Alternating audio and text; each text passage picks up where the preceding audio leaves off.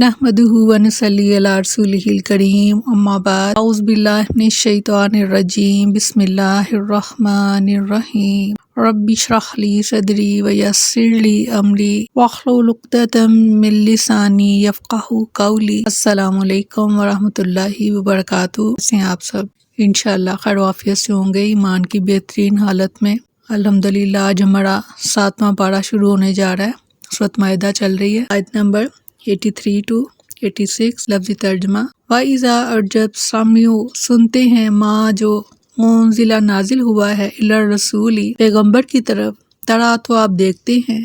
आयुनहुम उनकी आंखें तफीज़ु रवा हो जाते हैं मिनद दमी आंसू मिम्मा इस वजह से कि अरफू उन्होंने पहचान लिया मिनल हक की हक को। नसारा की तारीफ की जा रही है कि बाज़ उनमें से ऐसे भी हैं कि जब हक बात सुनते हैं तो उनकी आंखों से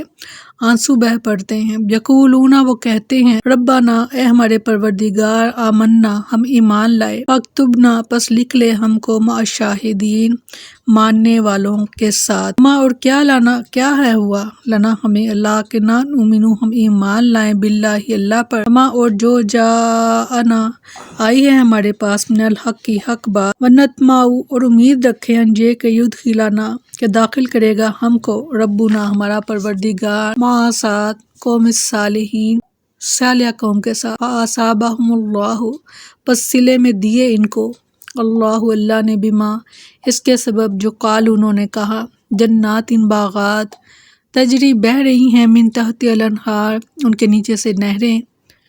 खालिदीना हमेशा रहेंगे फीहा इसमें वज़ालिका और ये जज़ाउ बदला है मोहसिनीन नेकी करने वालों का। वल्लाज़ीना वो लोग जिन्होंने काफारू कुफर किया व कज़्ज़बू और झुठलाया भी आयातिना हमारी आयतों को उलाइका वही हैं अस्हाबुल जहीम आग के रहने वाले। अल्लाहुम्मा अजिरना मिनन नार अल्लाहुम्मा अजिरना मिनन नार अल्लाहुम्मा अजिरना मिनन नार आमीन सुम्मा आमीन। फरमाया और जब वो सुनते हैं जो रसूल की तरफ से नाजिल किया गया है तो आप देखते हैं कि इनकी आंखें आंसुओं से बह रही होती हैं इस वजह से कि उन्होंने हक को पहचान लिया। कहते हैं ए हमारे रब हम ईमान ले आए सो हमें शहादत देने वालों के साथ लिख ले और हमें क्या है कि हम अल्लाह पर उस चीज़ पर ईमान ना लाएं जो हक में से हमारे पास आई है और ये तमा न रखें कि हमारा रब हमें नेक लोगों के साथ दाखिल कर लेगा। इसके बदले में जो उन्होंने कहा इन्हें ऐसे बागात दिए जिनके नीचे से नहरें बहती हैं, इनमें हमेशा रहने वाले हैं और यही नेकी करने वालों की जज़ा है। अल्लाह हमें से लोगों में शामिल फरमाए कि नेकी का जो अजर है वो है बागात जिनके नीचे नहरें बहती हैं और हमेशा रहने वाले इन बागात में हमेशा रहने वाले। मुफस्सिरीन का इत्फाक है कि ये आयात नजाशी और उसके साथियों के ईमान और उनकी सिफात बयान करने के लिए नाजिल हुई थी। जब उन्होंने जाफ़र तैयार रज़ी अल्लाह अन्हु की ज़बानी कुरान सुना तो बेख्तियार इनकी आंखों से आंसू जारी हो गए। इन आयात में कुरान करीम सुनकर इन पर जो असर हुआ इसका नक्शा खींचा गया है और इनके ईमान लाने का तज़किरा है। शाह हबशा नजाशी अगरचे आपकी खिदमत में हाजिर ना हो सका ताहम मुसलमान ज़रूर हो चुका था और इस पर वाज़िह दलील ये है कि जब वो फोत हुआ तो आप सल्लल्लाहु अलैहि वसल्लम ने मुसलमानों को इसकी वफ़ात की खबर दी, फिर इस पर गायबाना नमाज जनाजा पढ़ी। आले इमरान में फरमाया बिलाशुबह अहले किताब में से कुछ लोग यकीनन ऐसे हैं जो अल्लाह पर ईमान रखते हैं और इस पर भी जो आपकी तरफ नाजिल किया गया है यानी कुरान और जो इनकी तरफ नाजिल किया गया यानी पहली किताबें अल्लाह के लिए आजिज़ी करने वाले हैं। सूरत कसस में फरमाया और वो लोग जिन्हें हमने इससे पहले किताब दी वो इस पर ईमान लाते हैं और जब इनके सामने इसकी तलावत की जाती है तो कहते हैं हम इस पर ईमान लाए, यकीनन यही हमारे रब की तरफ से हक है, बेशक हम इससे पहले फरमाबरदार थे। ये लोग हैं जिन्हें इनका अजर दोहरा दिया जाएगा इसके बदले कि उन्होंने सब्र किया और वह भलाई के साथ बुराई को हटाते हैं और जो कुछ हमने इन्हें दिया इसमें से खर्च करते हैं और जब वो लग बात सुनते हैं तो इससे किनारा करते हैं और कहते हैं कि हमारे लिए हमारे आमाल हैं और तुम्हारे लिए तुम्हारे आमाल, सलाम है तुम पर, हम जाहलों को नहीं चाहते। बेहतरीन तरीका बता दिया गया ऐसे लोगों से किनारा करने का कि जो हक बात नहीं सुनना चाहते تو ان کے لیے کہہ دیا گیا کہ تمہارے لیے تمہارے اعمال اور ہمارے لیے ہمارے اعمال۔ وما لنا لا نؤمن باللہ وما جاءنا من الحق ونطمع ان يدخلنا ربنا مع القوم الصالحین، یعنی ہم کیوں ایمان نہ لائیں حالانکہ ہم طمع رکھتے ہیں کہ ہمارا رب ہمیں اپنے نیک بندوں کے ساتھ داخل کرے، یعنی ہمیں ضرور ایمان لانا چاہیے آئے بغیر قیامت کے دن نیک بندوں کے ساتھ داخل ہونے کی توقع اور طمع سراسر جہالت اور حماقت ہے۔ سورۃ آل عمران میں فرمایا بلا شبہ اہل کتاب میں سے کچھ یقیناً ایسے لوگ ہیں جو اللہ پر ایمان رکھتے ہیں اور اس پر بھی جو آپ کی طرف نازل کیا گیا اور جو ان کی طرف نازل کیا گیا اللہ کے لیے عاجزی کرنے والے ہیں۔ سیدنا ابو موسیٰ رضی اللہ عنہ بیان کرتے ہیں کہ رسول اللہ صلی اللہ علیہ وسلم نے فرمایا 3 شخص ایسے ہیں کہ جن کے لیے دگنا ثواب ہے۔ وہ شخص جو اہل کتاب میں سے ہو، اپنے نبی پر ایمان لایا ہو اور پھر محمد صلی اللہ علیہ وسلم پر بھی ایمان لائے۔ دوسرا مملوک غلام، جب وہ اللہ کے حق کو اور اپنے مالک کے حق کو ادا کرتا رہے۔ تیسرا وہ شخص جس کے پاس اس کی لونڈی ہو، اس نے اسے ادب سکھایا اور عمدہ تربیت کی اور اسے اچھی اور عمدہ تعلیم دی، پھر اسے آزاد کر دیا اور اس سے نکاح کر لیا، بس اس کے لیے دگنا ثواب ہے۔ وہ لوگ جنہوں نے کفر کیا اور ہماری آیات کو جھٹلایا وہی لوگ بھڑکتی آگ والے ہیں۔ الجحیم، جہنم کی آگ کی شدت بیان کرتے ہوئے سیدنا ابو ہریرہ رضی اللہ عنہ بیان کرتے ہیں کہ رسول اللہ صلی اللہ علیہ وسلم نے فرمایا تمہاری یہ دنیا کی آگ جسے ابن آدم جلاتا ہے یہ جہنم کی آگ کا 70واں حصہ ہے۔ صحابہ نے عرض کی اللہ کی قسم یا رسول اللہ، انسانوں کو جلانے کے لیے تو یہ دنیا کی یہی آگ ہی کافی تھی۔ آپ صلی اللہ علیہ وسلم نے فرمایا لیکن وہ تو دنیا کی آگ سے 69 درجے زیادہ گرم ہے اور اس کا ہر حصہ اس دنیا کی آگ کے برابر ہوگا۔ اے لوگو جو ایمان لائے ہو، وہ پاکیزہ چیزیں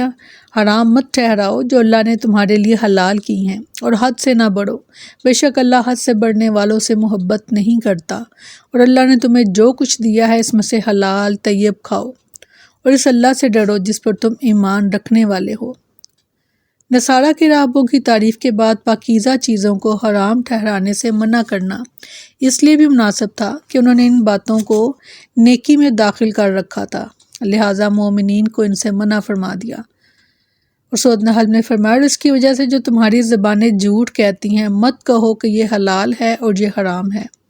تاکہ اللہ پر جھوٹ باندھو، بے شک جو لوگ اللہ پر جھوٹ باندھتے ہیں وہ فلاح نہیں پاتے۔ جابر بن عبداللہ رضی اللہ عنہ بیان کرتے ہیں کہ نعمان بن نوفل رضی اللہ عنہ نبی کریم صلی اللہ علیہ وسلم کے پاس آئے اور کہا اے اللہ کے رسول، آپ کا کیا خیال ہے اگر میں فرض نمازیں پڑھوں، حرام چیزوں کو حرام جانوں اور حلال چیزوں کو حلال جانوں تو کیا میں جنت میں داخل ہو جاؤں گا؟ آپ صلی اللہ علیہ وسلم نے فرمایا ہاں۔ اتنا قیمتی نسخہ ہے کہ فرض نمازیں پڑھیں اور حلال کو حلال اور حرام کو حرام جانیں تو خوشخبری ہے کہ وہ جنت میں داخل ہو جائیں گے۔ سیدنا ایاز بن حمار رضی اللہ عنہ بیان کرتے ہیں کہ رسول اللہ صلی اللہ علیہ وسلم نے ایک دن خطبے میں فرمایا آگاہ رہو، میرے رب نے مجھے حکم دیا ہے کہ میں تمہیں وہ باتیں سکھلاؤں جو تمہیں معلوم نہیں ہیں، اور ان باتوں میں سے جو اللہ تعالیٰ نے مجھے آج کے دن بتائی ہیں وہ یہ ہیں کہ جو مال میں اپنے بندوں کو دوں وہ اس کے لیے حلال ہے، یعنی جو چیز شرع میں حرام نہیں ہے وہ حلال ہے، چاہے لوگوں نے اسے حرام کر رکھا ہو، جیسے سائبہ، وسیلہ اور بحیرہ وغیرہ، اور میں نے اپنے سب بندوں کو مسلمان پیدا کیا ہے، پھر ان کے پاس شیطان آئے اور ان کو ان کے دین سے ہٹا دیا یا ان کے دین سے روک دیا، اور جو چیزیں میں نے ان کے لیے حلال کی تھیں وہ حرام کی، اور ان کو میرے ساتھ شرک کرنے کا حکم دیا جس کی میں نے کوئی دلیل نہیں اتاری تھی، یعنی ایسی چیزوں کو جو حلال تھیں ان کو حرام کر دیا۔ سائبہ، وسیلہ اور بحیرہ یعنی یہ اونٹ ہیں کہ جن کو انہوں نے خود سے ہی اپنی ہی سوچ سے، اپنے ہی ذہن سے انہوں نے ان کو حلال چیزوں کو حرام ٹھہرا دیا۔ سیدنا انس رضی اللہ عنہ بیان کرتے ہیں کہ رسول اللہ صلی اللہ علیہ وسلم کے صحابہ میں سے کچھ لوگوں نے ازواج مطہرات سے نبی صلی اللہ علیہ وسلم کی سری یعنی رات کی عبادت کے بارے میں سوال کیا۔ پتہ چلنے پر بعض نے کہا میں عورتوں سے شادی نہیں کروں گا، اور بعض نے کہا میں گوشت نہیں کھاؤں گا، اور بعض نے کہا کہ میں بستر پر نہیں سوؤں گا۔ نبی صلی اللہ علیہ وسلم کو جب یہ بات معلوم ہوئی تو آپ نے حمد و ثنا کے بعد فرمایا ان لوگوں کا کیا حال ہے جو یہ باتیں کرتے ہیں، حالانکہ میں رات کو قیام بھی کرتا ہوں اور سوتا بھی ہوں، روزہ رکھتا بھی ہوں اور روزہ چھوڑتا بھی ہوں، اور عورتوں سے شادی بھی کرتا ہوں، لہٰذا جو شخص میری سنت سے اعراض کرے تو مجھ سے نہیں اعراض کرے۔ آپ صلی اللہ علیہ وسلم فرمایا کہ وہ مجھ سے نہیں۔ سیدنا ابو درداء رضی اللہ عنہ بیان کرتے ہیں کہ رسول اللہ صلی اللہ علیہ وسلم نے فرمایا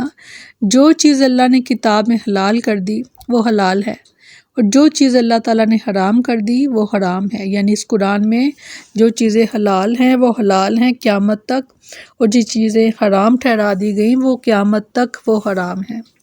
اور جس چیز سے اللہ تعالیٰ نے خاموشی اختیار کی وہ عافیت ہے،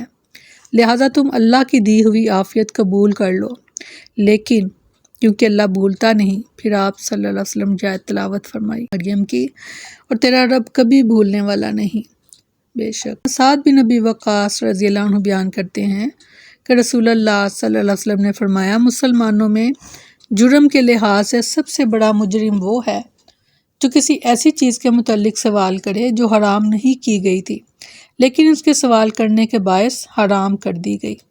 جیسے اوپر ہم نے حدیث پڑھی ہے کہ کچھ چیزوں کو حلال ٹھہرایا گیا، کچھ کو حرام، اور کچھ میں خاموشی اختیار کی اللہ تعالیٰ نے۔ چیزوں میں خاموشی اختیار کی تو اس میں بھی سوال کیا گیا، سوال کا بتایا کہ اس کا سوال کرنے کی وجہ سے وہ چیز جو ہے وہ حرام کر دی گئی۔ عبادہ بن صامت رضی اللہ عنہ بیان کرتے ہیں کہ رسول اللہ صلی اللہ علیہ وسلم نے فرمایا میری امت کا ایک گروہ شراب پیے گا اور اس کا نام تبدیل کر دیں گے، نام تبدیل کر کے تو شراب کو اپنے لیے حلال کر دیا۔ ابو مالک اشعری رضی اللہ عنہ بیان کرتے ہیں کہ رسول اللہ صلی اللہ علیہ وسلم نے فرمایا میری امت کے لوگ شراب پئیں گے مگر اس کا نام تبدیل کر دیں گے، ان کے پاس بینڈ باجے بجائے جائیں گے اور طوائفیں کھیلیں گی، اللہ تعالیٰ ان لوگوں کو زمین میں دنسا دے گا، استغفار، اور ان میں سے کچھ کی شکلوں کو بندر اور خنزیر کی بنا دے گا۔ ایسی دعا ہے کہ اللہ تعالیٰ ہمیں ان تمام چیزوں سے محفوظ رکھے اور اللہ کی حلال کردہ چیزوں کو حلال اور حرام کردہ حرام چیزوں کو حرام ٹھہرانے کی ہمیں توفیق عطا فرمائے اور ہماری خاص مدد فرمائے، آمین ثم آمین۔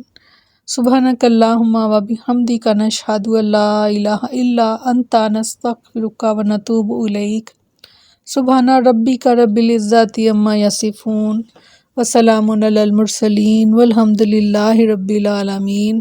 السلام علیکم ورحمۃ اللہ وبرکاتہ۔